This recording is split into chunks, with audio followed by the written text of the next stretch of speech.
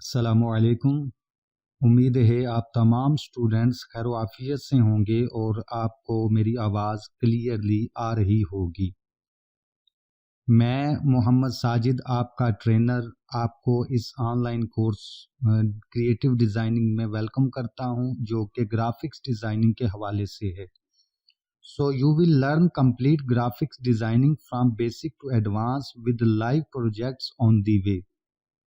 इस कोर्स में आप logos, flexes, brochures, cards, banners, social media posts और वेब डिज़ाइनिंग प्रैक्टिकली सीख पाएंगे। So without wasting time let's start.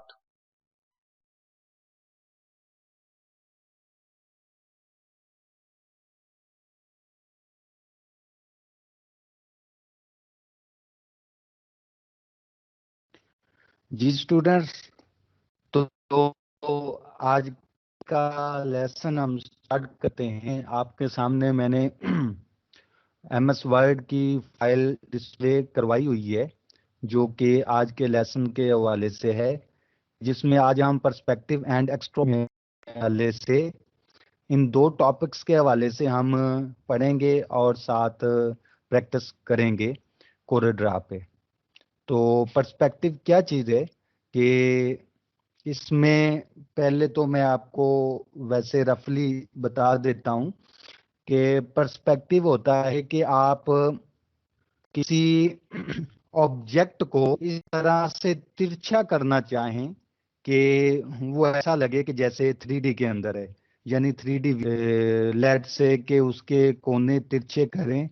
कोई टेक्स्ट लिखा हुआ है, आप उसके कोने जैसे आप किसी दीवार को देखें तो उसके ऊपर अगर कोई टेक्स्ट लिखा हो तो जो टेक्स्ट आपकी तरफ होगा वो ज्यादा मतलब भी हाइट में होगा, ज्यादा बड़ा होगा, और दूसरी तरफ अगली तरफ जो होगा वो नैरो होता जाएगा। तो इस तरह की अगर इफेक्ट्स लाना हो तो उसके लिए पर्सपेक्टिव का टूल यूज किया जाता है, पर्सपेक्टिव का इफेक्ट यूज किया जाता है। तो आए इसको पहले पढ़ लेते हैं। Perspective. You can create a perspective effect by shortening one or two sides of an object, यानी वन और टू साइड्स को शॉर्ट करके और दूसरी को वाइड करके तो हम पर्सपेक्टिव इफेक्ट को अचीव कर सकते हैं। This effect gives an object the appearance of receding in one or two directions, thereby creating a non-point perspective or two-point perspective.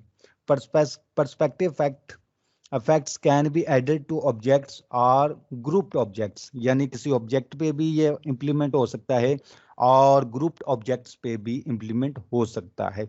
यानी इस इफेक्ट के अंदर किसी ऑब्जेक्ट की साइड्स को शार्टर कर दिया जाता है और किसी को वाइड कर दिया जाता है, तो ये इफेक्ट जो है वो इम्प्लीमेंट हो जाता है। नेक्स्ट है एक्सट्रोडिंग। एक्सट्रोडिंग से मुराद ये है कि अगर हमें किसी ऑब्जेक्ट को 3 डायमेंशनल व्यू के अंदर लेके आना हो तो उसके लिए एक्सट्रोडिंग इफेक्ट्स यूज किया जाता है। 3D के लिए, 3D अपीयरेंस के लिए किसी ऑब्जेक्ट को 3D फॉर्म के अंदर लाना हो तो उसके लिए एक्सट्रोडिंग इफेक्ट को यूज किया जाता है। You can make objects appear 3 dimensional by creating extrusions. You can create extrusions by projecting point from an object and joining them to create an illusion of 3 dimension. Coreldraw also lets you apply a vector extrusion to an object in a group. अच्छा, इसके अंदर कुछ variations है जिनको हम implement करते हैं, जैसे एक्सट्रोडिंग बेवल्स होते हैं, एक्सट्रोडिंग लाइटनिंग होती है। तो ये दो इफेक्ट्स, इनको भी हम एक्सट्रोडिंग के अंदर देखेंगे। तो ये था हमारा आज के लेसन्स का इंट्रोडक्शन। तो अब हम चलते हैं अपने कोरेड्रा की स्क्रीन पे और वहाँ पे जाके हम प्रैक्टिकली इनको देखते हैं। जी स्टूडेंट्स, जरा माइक अनम्यूट करके बताइएगा कि कोरोड्रा की स्क्रीन आपको नजर आ रही है? जी सर आ रही है। जी सर आ रही है। जी सर नजर आ रही। ओके जी, तो इस पे हम आज के लेसन्स की प्रैक्टिस स्टार्ट करते हैं। तो ये मैं आ गया जी अपने कोरोड्रा पे। तो सबसे पहले मैं अपनी फाइल को सेव कर लेता हूं ताकि हम किसी भी इशू से बच सकें। तो स्टार्टिंग पे आप देखेंगे कि अभी मैंने इस पे कोई काम नहीं किया, तो सेव की कमांड जो है वो इनेबल नहीं है, तो सेव एज कर लेते हैं।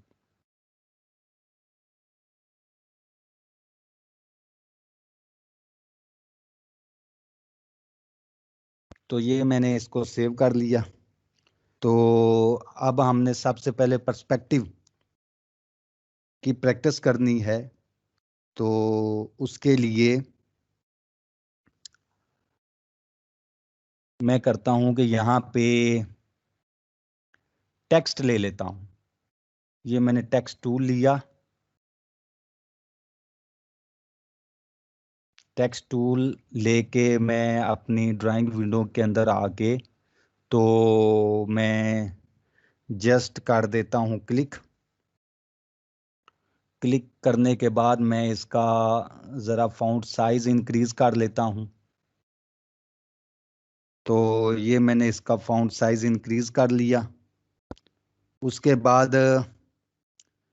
क्योंकि हम आर्टिस्टिक टेक्स्ट ऐड करना चाह रहे हैं, तो इसके लिए मुझे जस्ट क्लिक करके तो टेक्स्ट ऐड करना स्टार्ट करना होगा।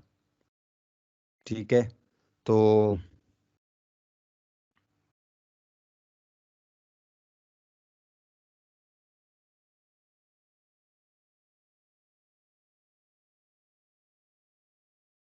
ये यूं मैं अपना टेक्स्ट जो है वो टाइप करता हूं।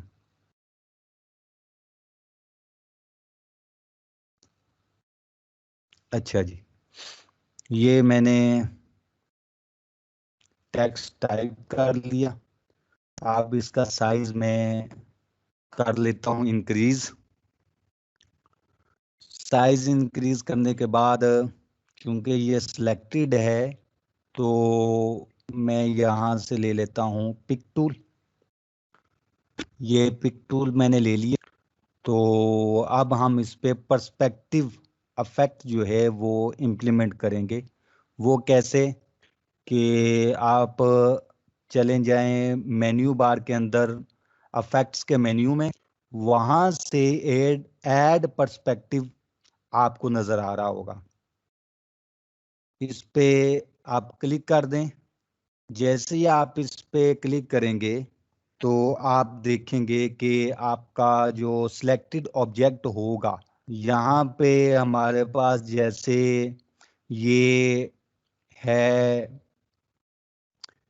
टेक्स्ट के ऊपर हम ये इम्प्लीमेंट कर रहे हैं, तो आप देखेंगे कि इसके राउंड ये किस तरह से एक डॉटेड लाइंस और बॉर्डर जो है वो शो हो जाएंगे।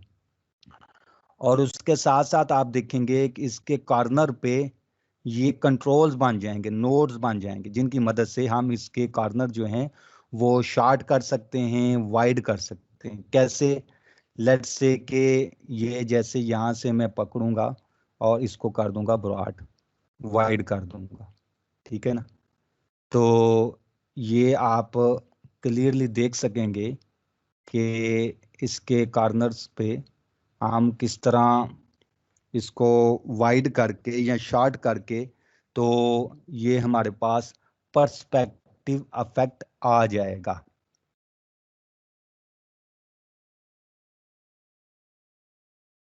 ठीक है, तो ये हो गया हमारा टेक्स्ट के ऊपर पर्सपेक्टिव इफेक्ट। अगर किसी शेप पे हमने करना चाहें तो शेप भी कर सकते हैं। लेट्स से कि ये मैंने रेक्टेंगल ड्रा किया। ये आपके सामने मैंने एक रेक्टेंगल ड्रा कर लिया। ठीक है ना? एक मैं स्क्रीन बनाना चाह रहा हूं। जैसे स्क्रीन होती है किसी भी वेबसाइट को ओपन करें तो उसकी जो स्क्रीन होती है तो उस तरह की मैं स्क्रीन बनाना चाह रहा हूँ।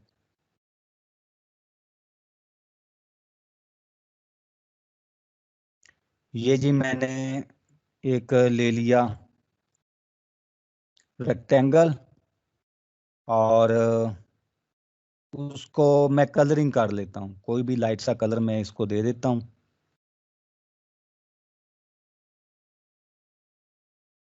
लेट्स से कि ये वाला कलर मैंने दे दिया। और जैसे हमारे ब्राउजर की स्क्रीन होती है ना, वो मैं बनाना चाह रहा हूँ, ठीक है ना।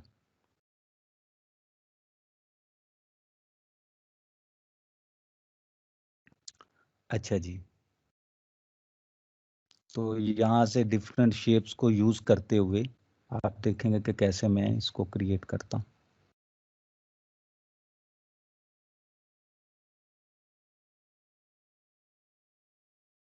यानी आपकी ब्राउजर की जो स्क्रीन है उसको मैं चाह रहा हूँ बनाना।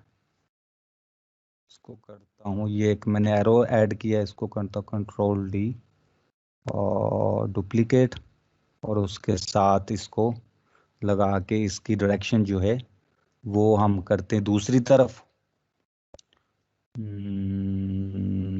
तो उसको करना पड़ेगा मुझे ट्रांसफॉर्म, कि हम इसकी मिररिंग करते हैं। मिररिंग जो होती है वो दूसरी साइड पे। तो यहाँ पे प्रॉपर्टी बार के अंदर आके हम मिरर बटन जो है वो करेंगे पे क्लिक, तो आप देखेंगे कि ये उसके रेसिप्रोकल यानी उसकी उलट डायरेक्शंस के अंदर ये एरो आ गया। अच्छा, इसको इसकी मैं कर लेता हूँ। जो सबसे पहले तो इसका मैं साइज बढ़ा लेता हूँ सारे का ना, ताकि यहाँ पे हमें वाज़ेह नज़र आए। अच्छा जी, ये हो गया। और ये रेक्टेंगल जो ड्रा किया था इसकी मैं कर लेता हूँ आउटलाइन रिमूव।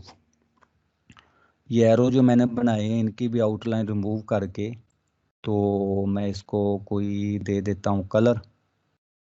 ये वाला कलर मैंने इसको दे दिया ये, और इसको भी आउटलाइन रिमूव करके इसको भी लाइट सा कलर दे देता हूँ ताकि लगे कि ये डिसेबल्ड है, ठीक है। उसके बाद यहाँ पे मैं बनाता हूँ एड्रेस बार।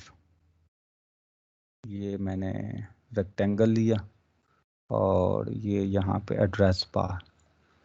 एड्रेस बार बना के तो यहाँ पे मैं कोई वेबसाइट का नाम लिख देता हूँ, www.myweb.com। अच्छा, इसको मैं यहाँ से पकड़ता हूँ और यहाँ पे एडजस्ट कर देता हूँ, ठीक हो गया। अब मुझे क्या करना है कि यहाँ पे कुछ बनाने हैं इसके वेबसाइट्स के हवाले से। तो मैं एक वेबसाइट का यहाँ पेज ड्रा कर लेता हूँ। ये आ गया जी मेरी वेबसाइट का पेज, ठीक है। इसको मैं कुछ कलर कर लेता हूँ ये वाला और आउटलाइन रिमूव कर देता हूँ, ठीक है। यानी मैं कोशिश कर रहा हूँ एक ब्राउज़र की विंडो बनाने की और साथ एक वेबसाइट की। जैसे यूट्यूब का वेबसाइट होती है कि आप एक चला रहे हो कोई वीडियो, तो उसके जो बनते हैं किस तरह से उसके जो ब्लॉक्स बनेंगे कि यहाँ पे एक वीडियो चल रही होती है और उसके साथ इस साइड पे सजेस्टेड वीडियोस होती हैं, ठीक है ना, इस तरह से। इसको मैं डुप्लीकेट करता हूँ कंट्रोल डी और इसको एडजस्ट कर देता हूँ यहाँ पे, फिर कंट्रोल डी, ठीक है ना। इस तरह से जैसे यूट्यूब की होती है वीडियो। तो इसको मैं ऊपर टेक्स्ट को यूट्यूब भी कर लेता हूँ।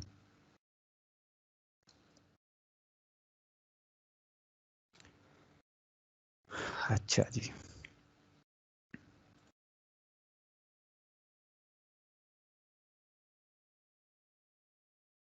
ये लेट्स से एक वीडियो चल रही है, ठीक है ना। इसका मैं कलर थोड़ा सा ब्लैक कर देता हूँ, इनका कलर भी थोड़ा सा ब्लैक। तो ये लेट्स से कि मैंने एक वेब पेज के ब्लॉग्स बनाए हुए हैं एक अपने ब्राउजर के वाले से। तो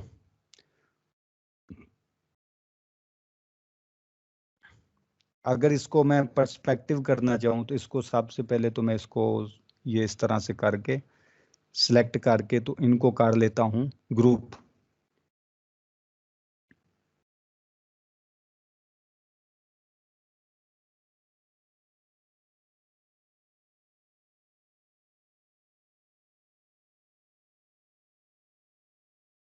ये मैंने सिलेक्ट किया, सिलेक्ट करने के बाद अरेंज के मेन्यू में जाके इसको कर लिया ग्रुप मैंने, ठीक है ना। ये एक यूनिट मेरे पास बन गया है। अब इसका हम पर्सपेक्टिव के इफेक्ट को यूज करके मैं चाहता हूं कि इसको किसी स्क्रीन पे फिट करूं ताकि वो बिल्कुल फिट आ जाए। वो कैसे कि मैं ना एक लैपटॉप की स्क्रीन लेके आता हूं।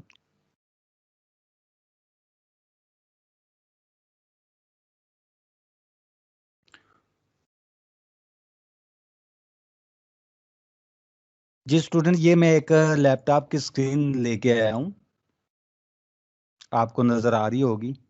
अभी मैंने जो एक रफली सी स्क्रीन बनाई है तो इस स्क्रीन के ऊपर मैं एडजस्ट करना चाहता हूं। अगर मैं इसको इसके ऊपर लेके आऊं तो ये कभी भी इसके ऊपर फिट नहीं आएगी। अच्छा, ये बैक पे चलेगी। इसका ऑर्डर जो है मैं फ्रंट पे लेके आता हूँ, अरेंज पे ऑर्डर टू फ्रंट, ठीक है ना। ये फ्रंट पे मैं ले आया। अभी मैं इसके ऊपर लेके आऊँ तो आप देखेंगे कि ये कभी भी इसके ऊपर फिट नहीं आएगी। यानी ये मेरी जो स्क्रीन बनाई हुई है मैं अपनी स्क्रीन को लैपटॉप की स्क्रीन के ऊपर फिट करना चाहता हूँ। यानी ऐसा लगे कि मेरे लैपटॉप पे ये इस लैपटॉप पे मेरी ये वाली स्क्रीन जो है वो ओपन है। तो इसको मुझे फिट करना पड़ेगा। तो अभी देखेंगे कि मैं इसके ऊपर ये स्क्रीन लेके आया हूँ लेकिन ये इसके ऊपर फिट नहीं आ रही। तो इसके लिए मुझे क्या करना होगा, मुझे इसके लिए इसको पर्सपेक्टिव के इफेक्ट को यूज करके इसको एडजस्ट करना होगा, ठीक है ना। तो उसी तरह से इफेक्ट्स के गया मैं मेन्यू में, ऐड पर्सपेक्टिव पे मैं कर दूंगा क्लिक। जैसे ही ऐड पर्सपेक्टिव पे क्लिक करूंगा तो आप देखेंगे कि ये इसके इस तरह से नोड आ जाएंगे। तो उन नोड्स की मदद से मैं इसको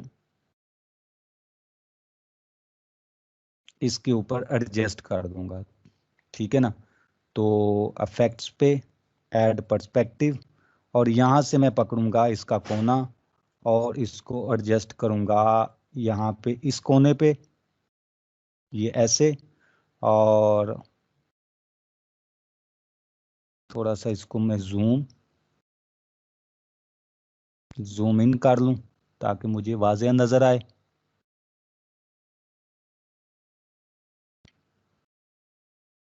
यानी इसका हर कोना पकड़ के मैं इजीली इसको स्क्रीन पे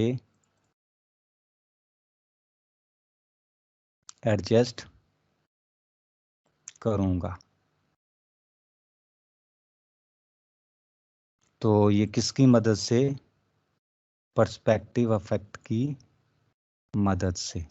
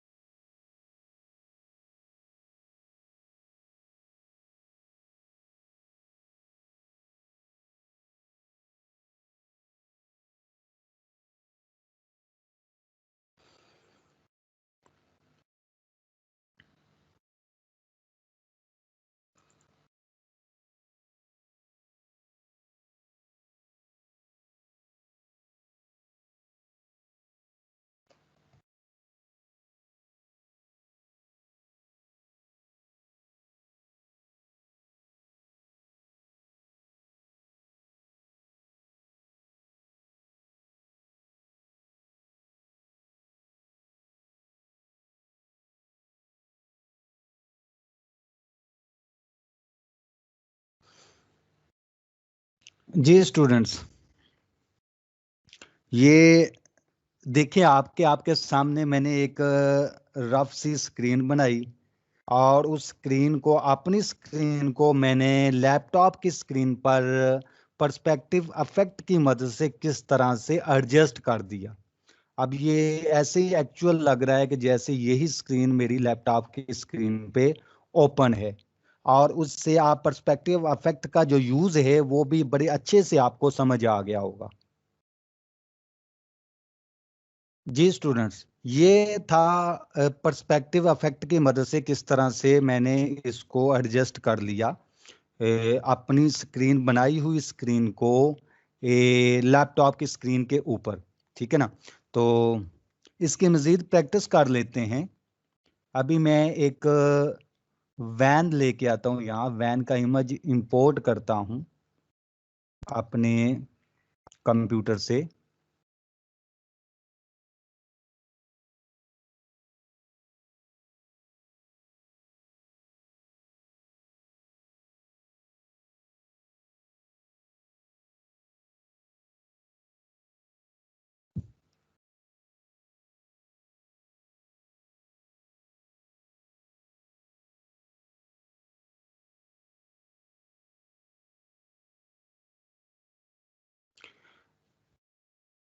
जी स्टूडेंट्स, अभी मैं एक वैन लेके आया हूँ, इंपोर्ट किया हुआ इमेज आपके सामने, ये आपको नजर आ रहा होगा। अब मैं इसके ऊपर कुछ लिखना चाहता हूँ और वो ऐसा ही लगे कि जैसा एक्चुअल ओरिजिनली ये वैन के ऊपर ही एडजस्ट लिखा हुआ है। तो उसके लिए सबसे पहले तो मैंने टेक्स्ट टूल लिया और यहाँ पे लिखते हैं, इसका थोड़ा सा साइज इंक्रीज कर लेते हैं, फास्ट मूव।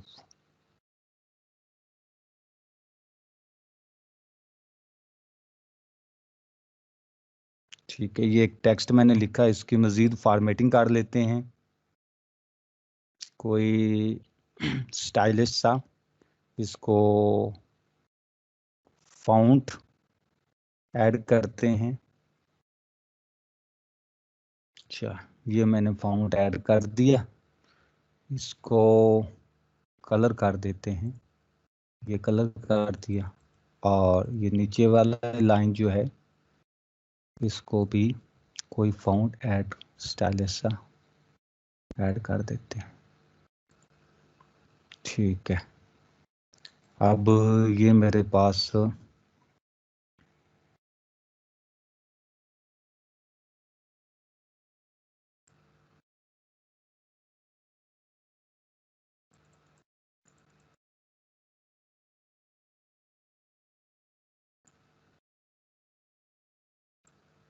ये मैंने एक कंपनी का नाम समझ ले ये लिख लिया है।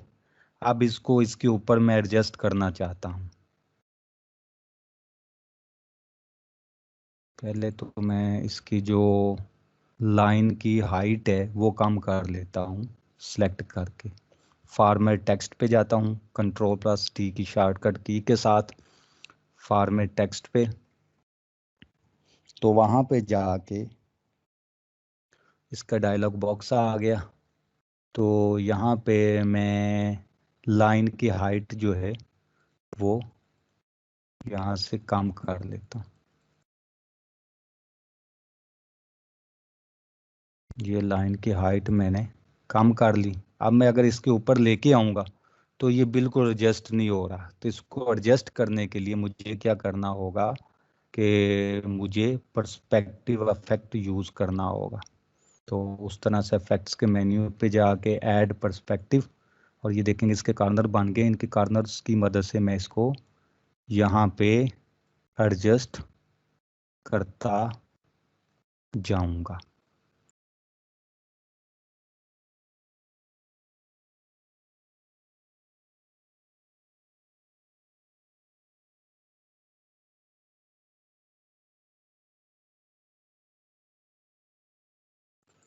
तो ये स्टूडेंट्स आप देखेंगे कि ये जो मैंने अभी पर्सपेक्टिव इफेक्ट की मदद से इस वैन के ऊपर जो टेक्स्ट एडजस्ट किया है, ये एक्चुअल ऐसा ही लग रहा है कि जैसे इसके ऊपर ही ओरिजिनली लिखा हुआ है। ठीक है, तो ये पर्सपेक्टिव इफेक्ट का जो यूज है आपको बड़ी आसानी से समझ आ गया होगा। अच्छा, ये था पर्सपेक्टिव इफेक्ट। उसके बाद हमने एक्सट्रूडिंग इफेक्ट को पढ़ना है। तो उसके लिए कि मैं यहाँ पे एक्सट्रूडिंग के लिए एक ऑब्जेक्ट ड्रा कर लेता हूँ, ये शेप रेक्टेंगल की सूरत में।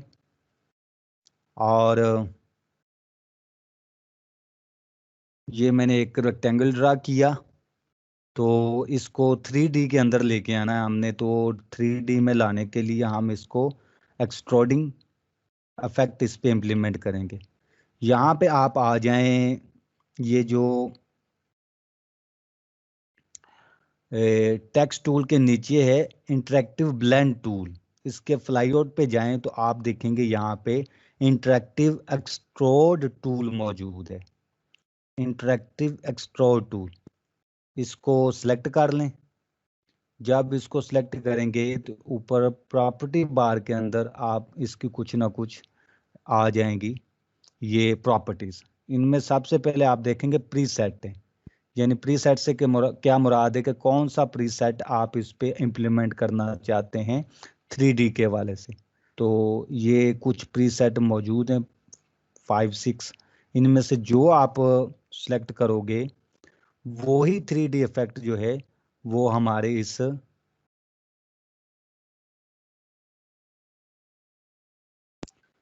ऑब्जेक्ट के ऊपर इम्प्लीमेंट हो जाएगा। ठीक है ना। उसके साथ साथ इसके साथ कंट्रोल आ जाएगा कि ये कंट्रोल जिसकी मदद से हम इसको मजीद एडजस्ट कर सकते हैं।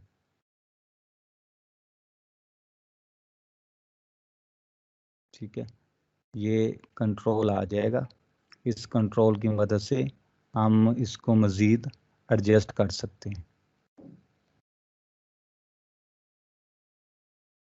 ठीक है, अगर इसको कलर करें हम तो कलर के अंदर भी आप देखेंगे। ठीक है, अब मजीद इसके ऊपर हम ये प्रीसेट मौजूद हैं, उनको 1 बाय 1 हम ट्राई करें।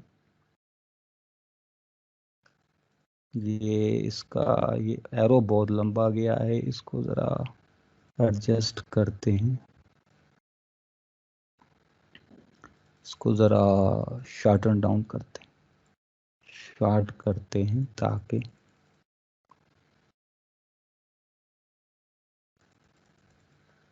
जी। तो ये इसके साथ कंट्रोल्स, उन कंट्रोल्स की मदद से हम 3D इफेक्ट्स को ये इस तरह से एडजस्ट कर पाएंगे। ठीक है, तो अगर इस पे मज़ीद कलर करें तो ये इस तरह से। अच्छा जी, ये था हमने एक शेप के ऊपर इसको इम्प्लीमेंट किया। अभी हम टेक्स्ट ले लेते हैं। ये मैंने टेक्स्ट टूल लिया और टेक्स्ट टूल लेके मैं यहाँ पे टेक्स्ट टाइप करता हूँ और इसको मैं कर लेता हूँ साइज इंक्रीज, और इसका कोई फॉन्ट स्टाइल बोल्ड सा ले लेते हैं हम।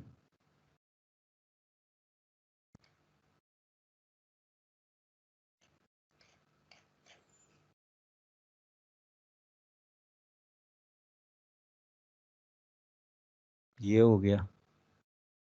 अब इसके ऊपर एक्सट्रूडिंग हम करते हैं यानी 3D इफेक्ट्स। तो उसी तरह से हम ये इंटरेक्टिव एक्सट्रूड टूल पे जाते हैं और यहाँ से कोई प्रीसेट लेते हैं। लेट्स से कि ये वाला प्रीसेट मैंने लिया और इसको, इसकी एरो बहुत ज़्यादा दूर चली गई है, उसको हम करते हैं एडजस्ट इस तरह से।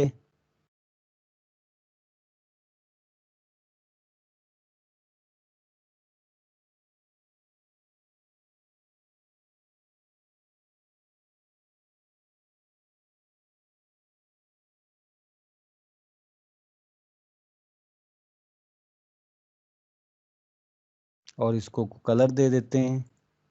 तो ये हमारा जो टेक्स्ट है वो 3D इफेक्ट्स में आ गया। अब इस पे मजीद हम काम कर लेते हैं।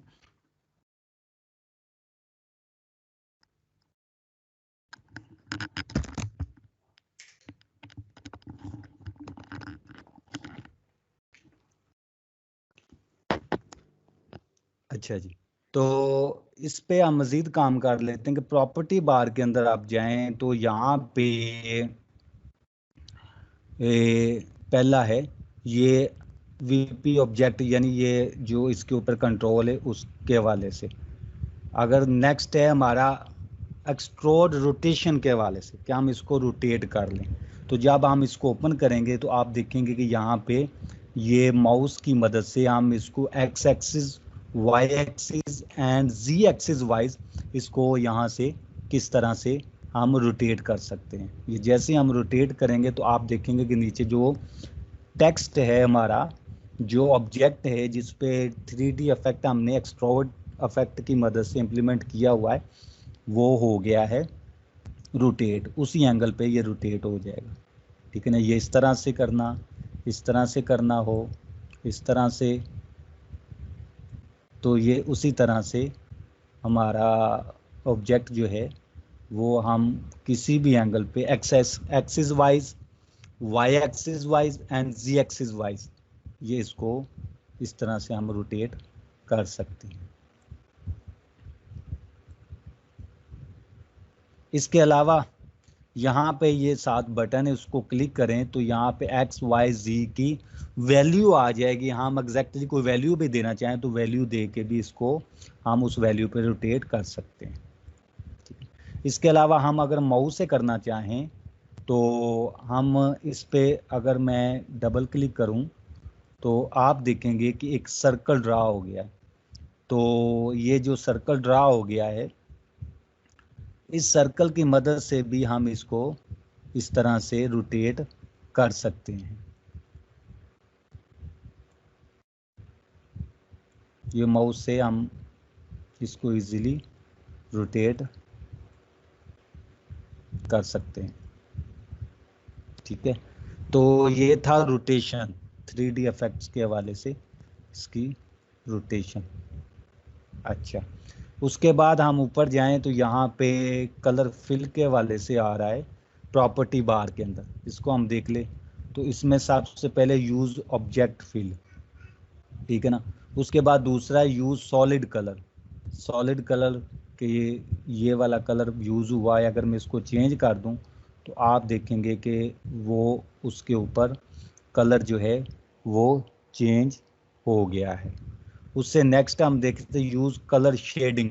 अगर शेडिंग को चेंज करना हो तो ये 2 कलर्स यहाँ पे मौजूद है, फ्राम एंड टू। फ्राम के अंदर हम कर दें, ये चेंज करके देखें आप, ये फ्राम के अंदर मैंने ये कर दिया और टू के अंदर ये कर दिया, तो आप देखेंगे कि उसी वाले से यहाँ पे शेडिंग भी आ गई। अच्छा, उस टाइम नेक्स्ट हम देखें बेवल्स। बेवल से क्या मुराद है कि हम बेवल यूज़ करें। यहाँ पे ये ऑप्शन दी हुई है यूज़ बेवल। अगर हम इसको टिक कर दें यूज़ बेवल, तो बेवल से मुराद होता है कि जो टेक्स्ट की या ऑब्जेक्ट की फ्रंट साइड है उस पे कुछ काम करना। अच्छा, ये देखें यहाँ पे लिखा यू शो बेवल्स ओनली। अगर मैं इसको करूँगा शो बेवल्स ओनली, ये मैंने किया शो बेवल्स ओनली, तो आप देखेंगे कि ये बेवल्स कहते हैं कि जो फ्रंट है इस 3D की वो सिर्फ फ्रंट नज़र आ रही है। ठीक है ना, तो ये इसको बेवल कहते हैं। तो यहाँ से हम बेवल जो है नीचे एडजस्ट कर सकते हैं। ये आप देखेंगे कि मैं इसको थोड़ा सा ये ड्रैग करता हूँ। जैसे मैं इसको ड्रैग करूँगा तो इस टेक्स्ट की फ्रंट पे ये आप देखेंगे किस तरह से बेवल्स एडजस्ट हो गए। ठीक है ना, ये जैसे ये बेवल मैंने, तो इसकी फ्रंट पे ये इस तरह से बेवल्स एडजस्ट हो जाते हैं। तो यहाँ से आप बेवल्स की जो वैल्यू है वो चेंज कर सकते हैं। ठीक है। अच्छा, नेक्स्ट हम देखें तो नेक्स्ट है लाइटनिंग, यानी इस पे लाइटनिंग इफेक्ट देना हो। फिलहाल लाइटनिंग इफेक्ट 2 जो है वो दिया हुआ है, 1 करेंगे तो आप देखेंगे कि इस पे कोई इफेक्ट आ जाएगा, 2 पे इफेक्ट आ जाएगा, ये 3 है। यानी ये तीनों इफेक्ट्स जो हैं ये मैंने ओके किए हुए हैं। किसी एक को डीएक्टिवेट कर दिया जाए तो वो इफेक्ट रिमूव हो जाएगा, ठीक है ना। तो ये इस तरह से स्टूडेंट आपने देखा कि हम एक्सट्रूड इफेक्ट की मदद से अपने ऑब्जेक्ट्स को 3D के अंदर किस तरह से लेके आ सकते हैं, और बाकी भी इसके अंदर बेवल्स, कलर्स, लाइटनिंग इफेक्ट्स वगैरह और रोटेशन जो है ये आज के लेसन के हवाले से था। उम्मीद है आपको समझ आ गई होगी।